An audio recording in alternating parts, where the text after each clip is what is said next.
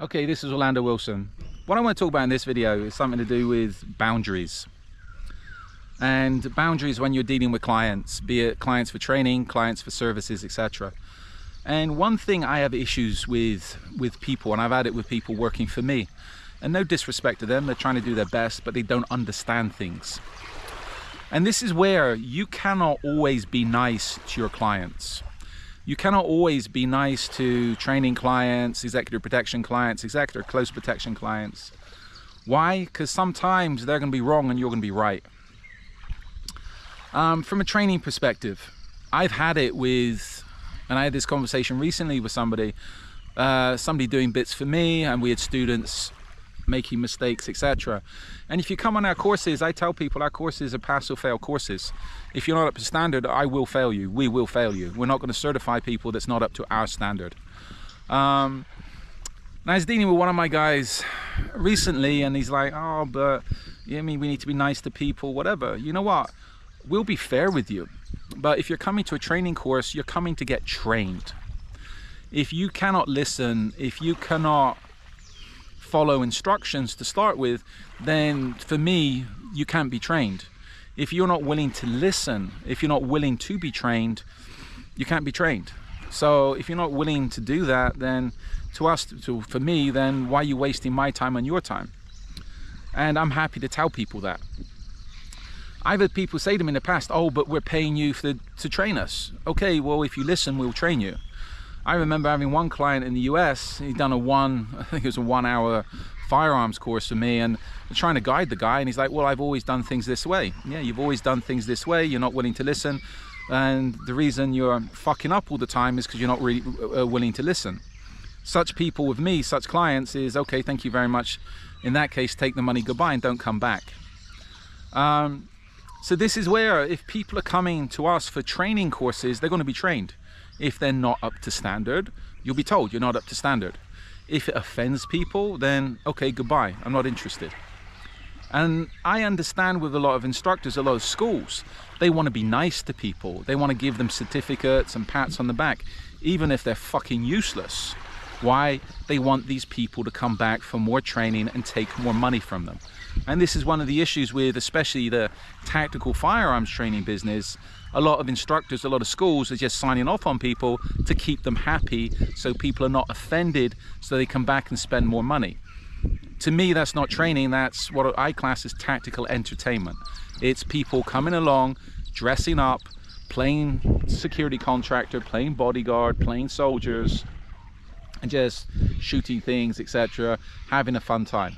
That's entertainment. If people are coming for training, they have to be to a specific standard, and if they're not at the standard, they need to work on it or come back again. And if people are offended by being told, you know what, you're not up to spec, you're useless, such is life. They need to find another career.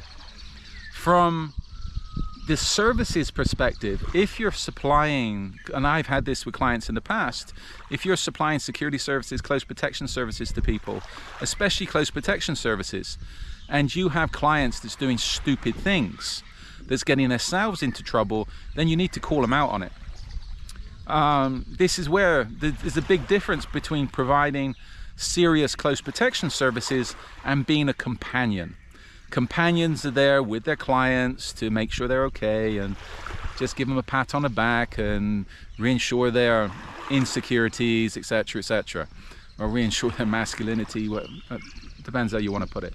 But again, if you're providing serious close protection services, there has to be serious boundaries. And if the clients start overstepping those boundaries, you need to tell them, okay, this is business.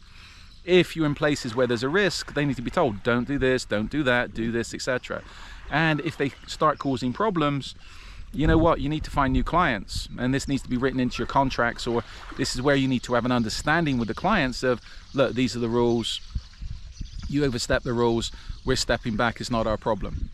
And I've mentioned this in other videos where some clients, this is where from a close protection perspective, you should interview your clients to ensure that you can work with them and they can work with you, and you have an understanding with them before anything gets serious. What we're doing now, even with training clients, is we have a conversation with the training clients, the people that come to us for training, to understand we're on the right wavelengths. We're not a school that just gives out certificates to anybody just because you turn up on the course. You have to be up to a standard. So this is where a lot of people in the close protection business, training business, etc.,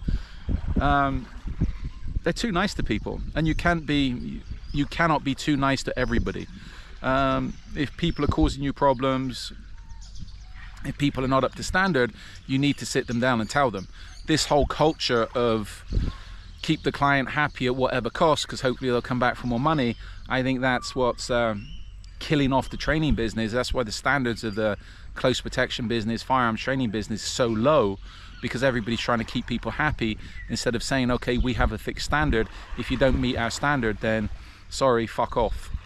But that's my opinion. I'm old school, and I think the old school way of doing things was a lot superior to the way things are going in today's woke wonderland, shall we say.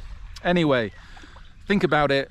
Don't be worried. Again, there's going to be points, especially if you're running a company, where you're going to be getting into confrontations with people, arguing with people, etc. And you have to have your standards, and you have to stick to those standards. If not, then you're wasting your time and everybody else's time. Anyway, just my opinion. Follow me along on social media. I like LinkedIn at the moment. We're up on the main social media platforms, Instagram, YouTube, etc. But we're shadow banned on a lot of that because of the content we put out there is about firearms, tactical stuff, etc. And a lot of the woke platforms don't particularly like that type of thing. So follow us along on social media. As I said, we prefer LinkedIn. I have an array of books up on Amazon that talk about various aspects of the close protection business, kidnap and ransom investigations, etc. 2025 we will be getting the courses going again, and as always we do provide services. If you need, the main thing we provide is management services, oversight services for security investigation projects. So reach out to us. If you reach out to me, reach out to us. If you have any questions, I'm happy to answer your questions as long as they're relevant and serious. In the meantime, be good, stay safe, and stay out of trouble.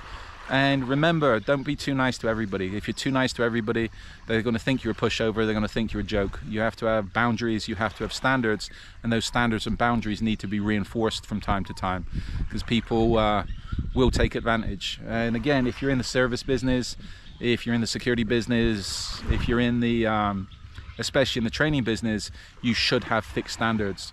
And if you're just giving out certificates to people, then, as I say, I would seriously question your credibility, and all you're doing is damaging the industry, and there's a lot of people out there damaging the industry.